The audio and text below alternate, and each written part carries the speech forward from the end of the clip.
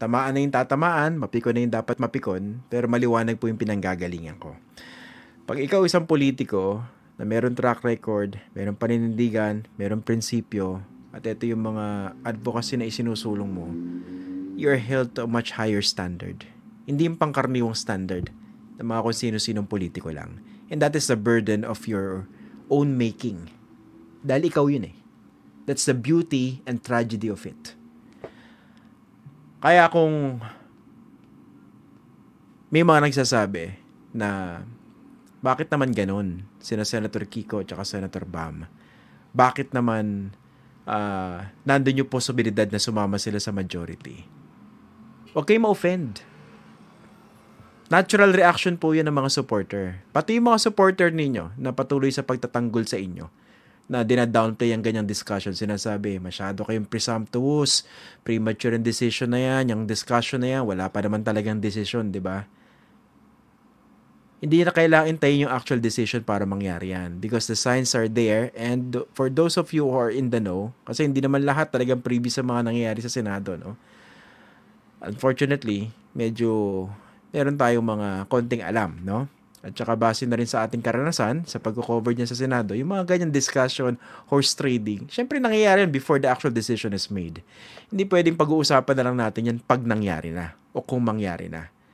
It's only fair to talk about these things at this point. Dapat nga mas maaga eh.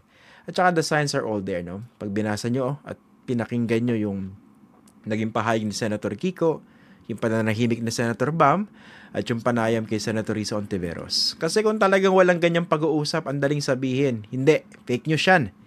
Hindi kami sasama sa mayorya. Pero nandun yung opening eh, hindi ba? Yun pa lang, talaga nakakadismaya. Hindi lang sa akin, kundi sa maraming mga tao. You don't have to be a supporter of these politicians. Pero kung nakatutok tayo doon sa mga batayang prinsipyo na dapat pinapangalagaan natin. Again, hindi ito dahil nagiging purista tayo, di ba? We're not being purists here. We're just trying to clarify the red lines. Dapat merong ganun. Di ba? Hindi tayo nagle-lecture sa kanila. Sinasabi lang natin yung tingin natin tama. So, imagine niyo, no? So, suporta ka sa majority. Ito yung handling ni Senate President Jesus Escudero sa impeachment proceedings. Yan ang susuportahan mo. Ibig sabihin, yan ang gusto mong maging presiding officer doon sa impeachment proceedings dito sa 20th Congress. Given how he handled that ditong 19th Congress. At most likely, makakasama mo sa pagsuporta sa kanya itong mga pro-Duterte senators na walang patumangga, walang pag-aatubili sa paglalabas ng kanilang bias para protektahan yung Sara Duterte. Yan ang makakasama niyo. Pero syempre, pwede naman sabihin na hindi, pagdating sa impeachment, hindi necessarily ganun yung boto natin. Okay, that is a possibility. Pero, yun yung kasama nyo, kung sakasakali, na susuporta doon sa Senate President na napipisil ng mayorya. Again, pwede pa magbago, pwede pa magkaroon realignment of forces, pero as we speak, mukhang dun papunta yung direction na yan. At yun nga, nakakaawa naman, itong si Senator Risa Ontiveros, diba? Balikan niyo yung advertisements, diba? Yung TV ad. Diba, ang punto niya, iboto niyo to. Nung panahon na yun, diba, kasama pa nga sa kinakampanya niya, sa pagkasenador, ay itong si Attorney Chel Diokno. Pero later on, he decided to run for a party list post as a nominee of Akbayan, Citizens Action Party. So, kinampanya yung dalawang senador na eventually nanalo dahil samahan niyo ako. Diba? Nag-iisa ako sa minority eh.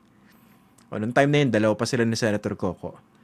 Yan ang saklap naman nun. Sasamahan ka dapat, tapos ngayon, baka mag-isa ka, maiiwan ka mag-isa. And the very fact na hindi pa sigurado kung sasamahan ka. That should have been a very, very clear decision. Given the principles that all of you stand on. The advocacies that you espouse. Pero bakit meron pang alinlangan? Dun pa lang sa punto na yon. We get it, di ba? Meron mga perks, meron mga advantages, privileges, yung pamumuno ng isang komite na importante. Importante yan. Pero that's that's a trade-off eh. Kung sakaling hindi mo makuha yan, mas magiging mahirap yung pagsusulong sa mga panukalang batas na ipinangako mo sa constituents mo. That's part of it. It's par for the course. Baka pwedeng sabihin na iba, masyado ka nagmamagaling, edi mag-senador ka. Edi sorry. Hindi ako senador eh. Pero hindi bawal magkomento. Diba? Yun lang. I hope hindi naman yun na maging hahantungan nito. We hope. Dahil kung sakali, that will be very, very, very, very disappointing. Because these two senators are not, I would like to think, of the same breed as the others who are naturally disappointing and who attract no high expectations because of their very nature. In English ko na, no? Pero nang insulto ako. Iba yung Senator Kiko, iba yung Senator Bam. And I hope tumalima sila doon sa expectation na yon, na nakaangkla sa mismong mga prinsipyo at mga values na kung saan nakilala sila at pinaninindigan nila. Yun lang po.